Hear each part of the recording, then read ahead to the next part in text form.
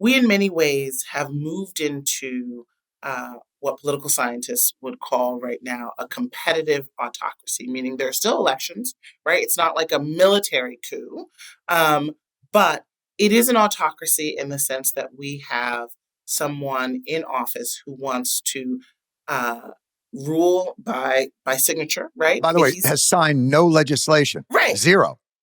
It's Zero. insane. He's got the Congress in his party. They will do, they Whatever are he lick wants. spittles, right? Right. And yet he still wants the feeling of being able to just sign a pen and change American law firms and change American universities and change American media and cut hundreds of billions of dollars, fire tens of thousands of public servants, flouting the separation of powers. And ultimately, that's about his control.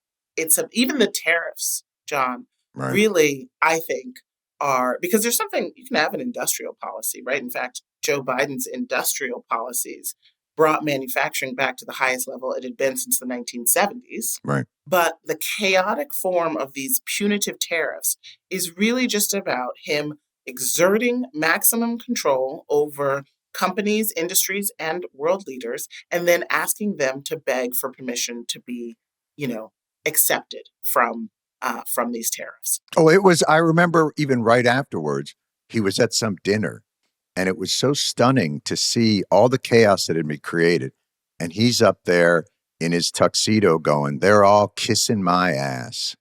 All these countries, they're kissing my ass," as though, that was the goal, is to make sure that they paid tribute. Has it surprised you that corporate entities and educational entities have been so, and law firms have been so supplicant, have been so subservient, have done this so easily? It was when Harvard said, "Yeah, we're not going to do that," and you thought, "Oh my God, I'm going to have to take the side of Harvard."